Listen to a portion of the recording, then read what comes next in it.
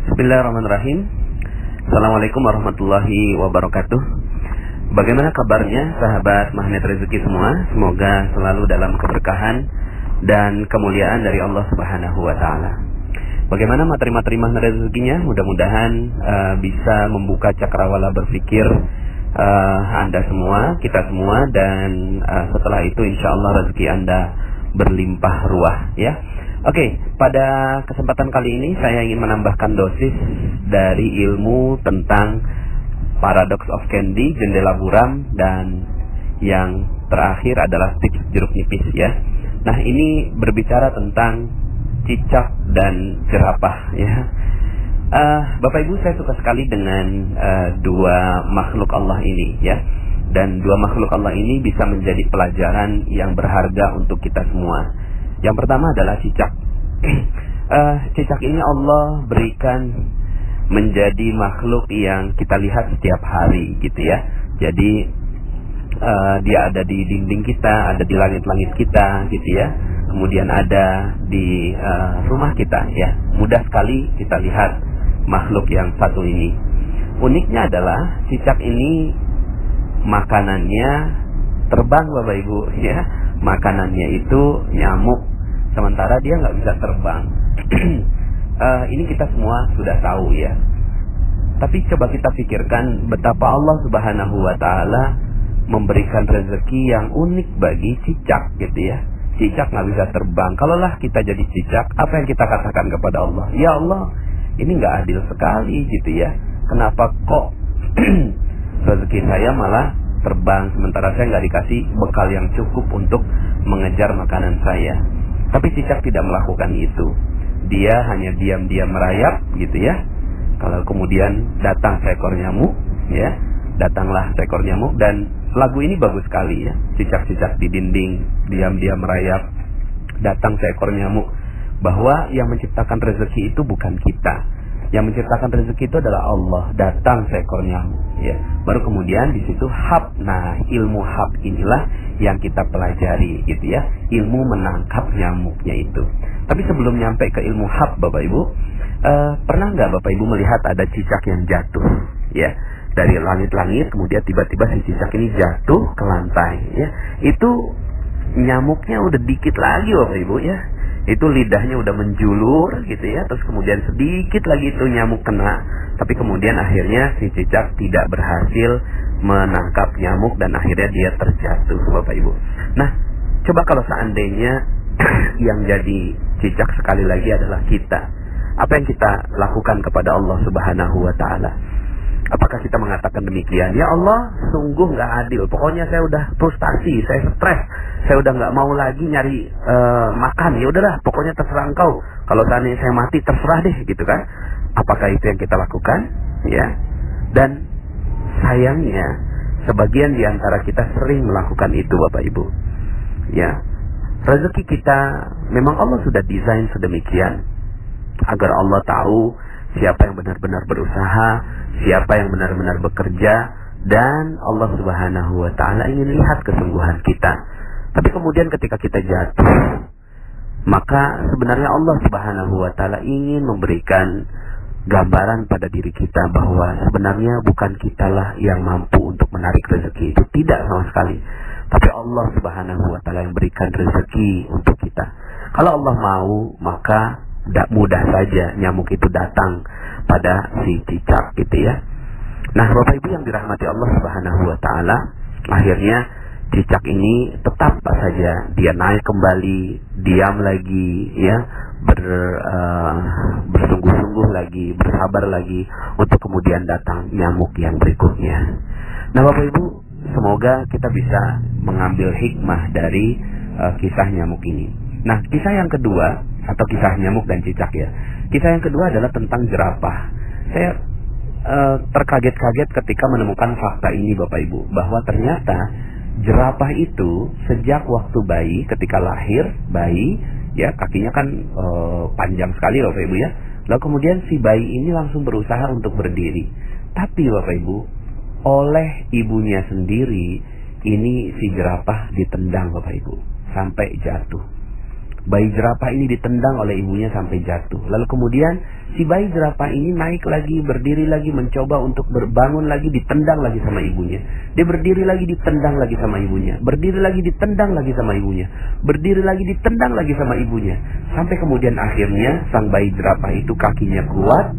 Lalu kemudian dia tidak akan pernah melipat lagi kakinya sampai meninggal dunia. Bapak Ibu, kesannya tega ya gitu ya. Kesannya tega banget gitu loh. Seorang ibu kok ya bisa menendang anaknya atau bayinya sendiri. Masih bayi loh gitu kan, tapi ditendang. Tapi begitulah kehidupan. Allah ingin menggambarkan kehidupan jerapah, bahwa ya ibunya jerapah ini punya niat yang sangat-sangat baik untuk menjatuhkan sang bayi jerapah ini. Tapi kemudian ya si bayi jerapah ini nggak paham kenapa saya harus jatuh gitu ya. Tapi untungnya bayi jerapah ya bayi jerapah Bapak Ibu ya. Dia naluriahnya adalah ketika dia dijatuhkan dia tidak protes. Coba kalau seandainya bayi jerapah itu adalah kita, mungkin ya yang kita lakukan adalah melapor ibu kita ke pengadilan Bapak Ibu ya. Mungkin saat itu ya kita marah-marah sama ibu kita dan seterusnya. Tapi inilah bayi jerapah yang ketika dia ditendang, dijatuhkan, dia bersabar dan mengikuti prosesnya. Bapak Ibu yang dirahmati Allah Subhanahu wa Ta'ala, mungkin sebagian di antara Anda yang mendengarkan audio ini ada yang sedang dijatuhkan oleh Allah Subhanahu wa Ta'ala. Ada yang sedang terpuruk nasibnya. Ada yang sedang menderita banyak sekali musibah. Ada yang sedang bermasalah dengan suaminya, dengan istrinya, dengan orang tuanya. Ada yang bermasalah dengan bisnisnya. Ada yang bermasalah dengan rekan-rekan di dalam perusahaan dan seterusnya. Ada yang mungkin uangnya diambil orang, ditipu dalam sebuah bisnis dan seterusnya. Bapak Ibu, kalau seandainya Anda menjadi cicak dan menjadi jerapah yang dijatuhkan oleh Allah Subhanahu wa Ta'ala, maka betapa bahagianya Allah. Seandainya Anda sekarang yang sedang terjatuh itu, lalu kemudian katakan kepada Allah, ya Allah, saya siap untuk naik lagi, saya siap untuk bangkit lagi, belajar lagi. Dan seandainya Engkau jatuhkan aku, maka aku siap untuk bangkit kembali. Kau jatuhkan lagi, maka kami siap untuk bangkit kembali. Bapak Ibu, betapa bahagianya Allah seandainya Anda adalah orang yang seperti itu, dijatuhkan oleh Allah. Tujuan Allah menjatuhkan Anda pasti ada maksud yang sangat-sangat mulia. Allah menjatuhkan Anda tidak mungkin jatuh sendiri Bapak Ibu. Anda jatuh sekarang ini pasti ada sebab Allah Subhanahu wa Ta'ala menjatuhkan Anda. Sebabnya macam-macam Bapak Ibu. Yang pasti satu hal, pola yang terbentuk adalah pola seperti jerapah. Allah ingin agar Anda kuat. Allah ingin agar Anda tegar. Allah ingin agar Anda luar biasa. Lalu kemudian dijatuhkan lagi. Jadi kalau Anda jatuh sekarang, berbahagialah. Berbahagialah. Kenapa? Karena yang menjatuhkan Anda adalah Allah Subhanahu wa Ta'ala. Yang menjatuhkan Anda bukan orang lain Bapak Ibu. Bukan orang lain. Kalaulah seandainya ada orang lain yang menjatuhkan Anda saat ini, yang mengambil uang Anda, yang melaporkan Anda ke polisi, yang mungkin menjadikan Anda hina, dimaki-maki dan seterusnya, dan Anda lihat bahwa semua orang yang menyebabkan itu adalah manusia yang Anda benci, yang Anda tidak suka, percaya saya Bapak Ibu, bahwa itu bukanlah manusia yang menyebabkan itu semua. Karena tidak mungkin terjadi hal-hal yang ada di muka bumi ini kecuali atas izin Allah Subhanahu wa Ta'ala. Semua terjadi atas izinnya. Semua terjadi atas desainnya. Semua terjadi atas rekayasanya.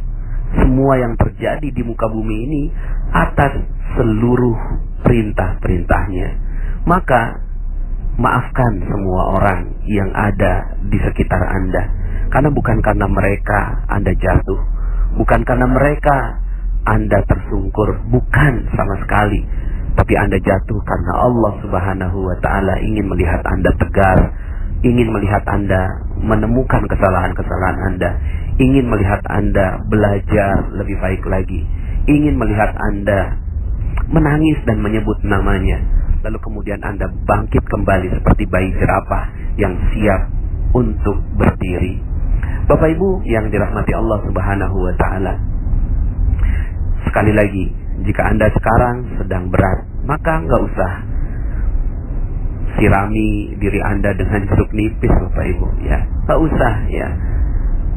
Sudah, lepaskan jeruk nipisnya dan terima kejatuhan Anda sebagai satu paket dari rezeki Anda.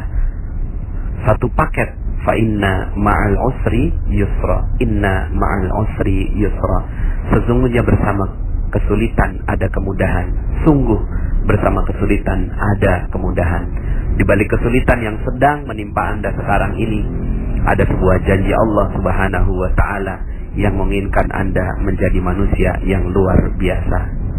Kuntum khaira ummatin ukhrijat linnas. Kalian adalah sebaik-baik manusia yang dikeluarkan oleh Allah Subhanahu wa Ta'ala untuk manusia yang lain.